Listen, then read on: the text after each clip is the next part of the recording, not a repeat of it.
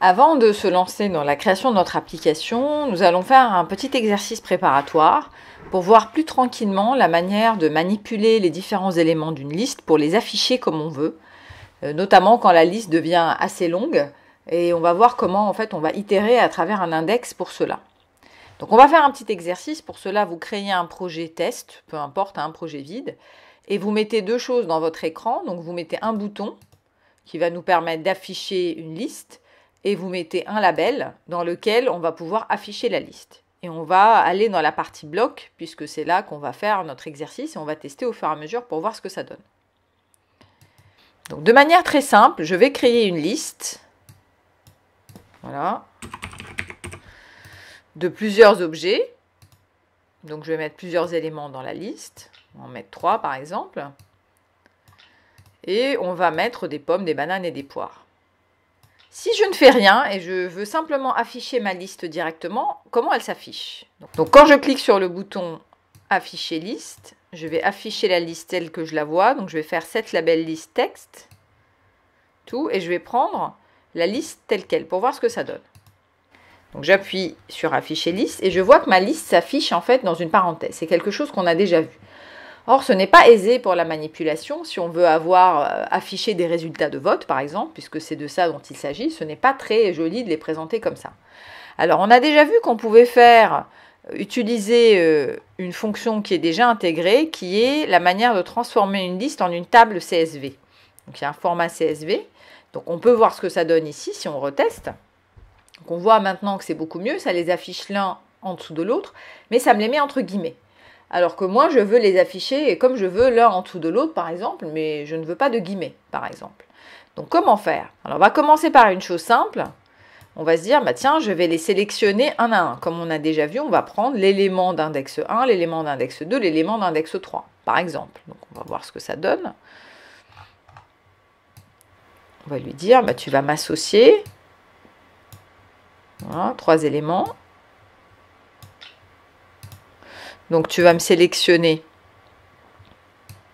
l'élément de la liste qui a l'index 1,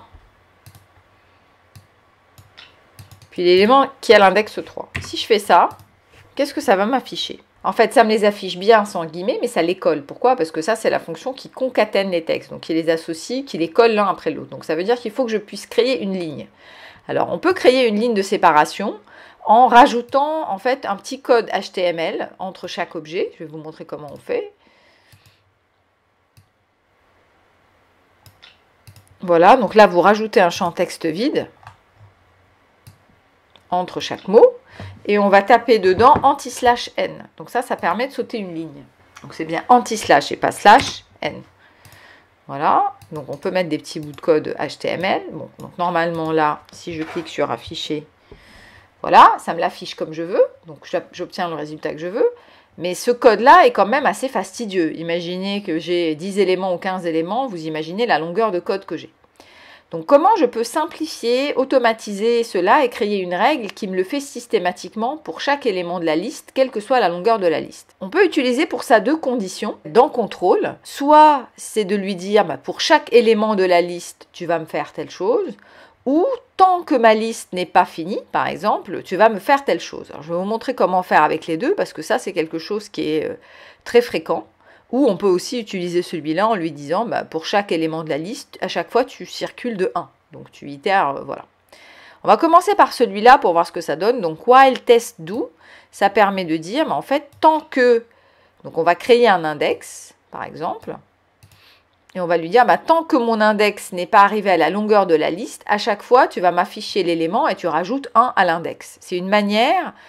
très fréquente, donc c'est bon de connaître cette façon de faire, très fréquente de circuler à travers une liste. Donc je vais initialiser mon index à 1.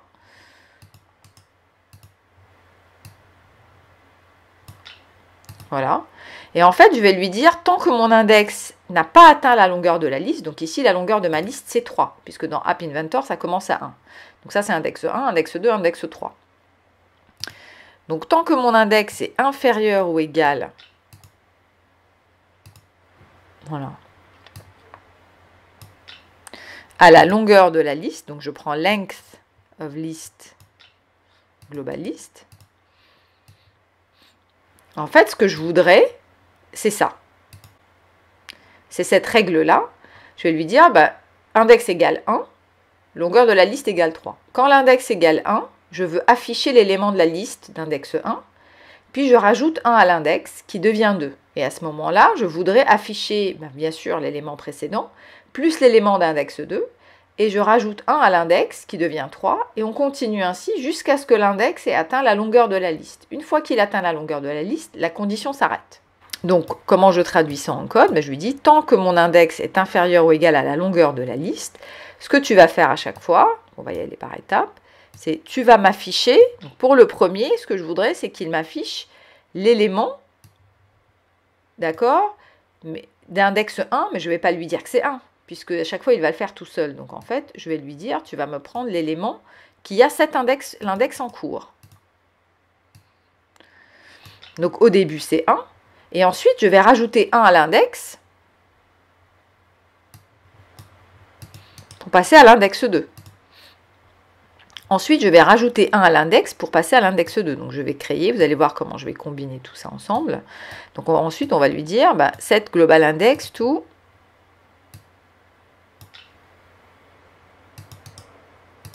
l'index précédent plus 1.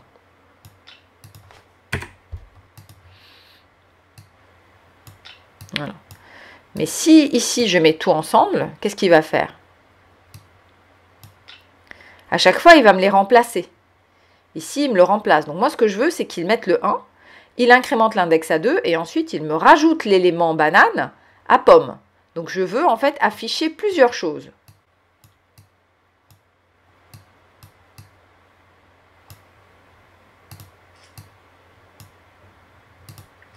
Donc je vais mettre un élément join, et ce que je veux qu'il fasse, c'est à chaque fois qu'il me rajoute l'élément suivant. Donc je vais créer une ligne, et je vais lui dire, tu vas me prendre le contenu de la belle liste, le contenu précédent, et tu le rajoutes. Donc je vais prendre la belle liste texte. Si ce n'est pas clair pour vous, je vous invite à tester, à ne pas hésiter à faire plein de manipulations dans tous les sens pour être bien à l'aise avec ça. Et là, j'enlève mes crochets du bas, j'en ai plus besoin. Voilà. Donc maintenant, je teste pour voir ce que ça donne. Alors évidemment, là, ça les affiche à la file. Donc on va réinitialiser quelque chose dans Designer. Voilà. Et j'ai bien poire, banane, pomme, et vous voyez là une ligne vide. Donc là, vous voyez par exemple, par contre, qu'il me les a affichés à l'envers. Donc il m'a mis en dernier le premier. Pourquoi? Parce que c'est moi qui lui ai donné cette règle-là. À chaque fois, j'ai rajouté le dernier en premier. Si j'avais voulu l'inverse, j'aurais dû mettre, tu mets le contenu précédent et ensuite, voilà. Donc voilà, cette fois-ci, il me les affiche bien dans l'ordre. Donc attention, ici, en fonction de votre choix, il va vous mettre soit à chaque fois le précédent et le dernier item après le précédent, ou l'inverse, le dernier item avant. Donc c'est comme ça que vous pouvez choisir l'ordre d'affichage de votre liste. Alors si on veut vérifier si ça marche bien, on va rajouter 2 éléments à notre liste, par exemple. On va rajouter, et pour que ce soit plus simple, des oranges et des fraises. Voilà. Voilà, et on voit bien qu'il nous rajoute tous les éléments les uns après les autres et ça s'affiche comme on veut. Donc ça, c'est quelque chose qu'on utilise très fréquemment chaque fois que vous voulez circuler entre des images, entre des éléments d'une liste. En fait, on crée un index et on va circuler avec l'index.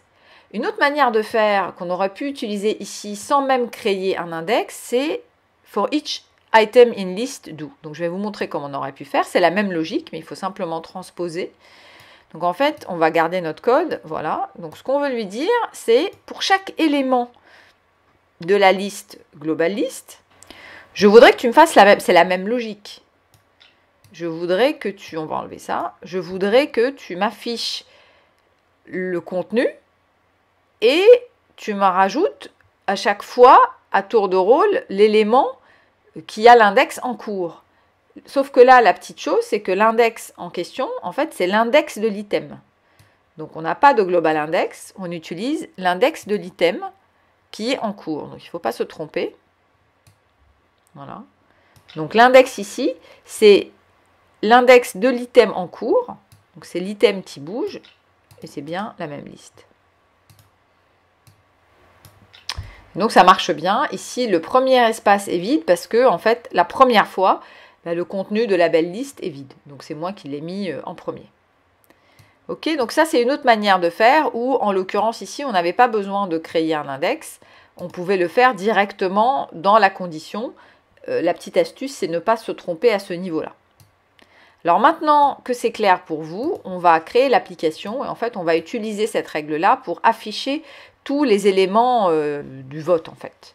Si vous n'êtes pas à l'aise, n'hésitez pas à la manipuler dans tous les sens et à faire des schémas sur un cahier pour y aller étape par étape et tracer manuellement votre code. C'est comme ça qu'on comprend bien ce qui se passe. Et il faut le faire systématiquement quand on a des conditions.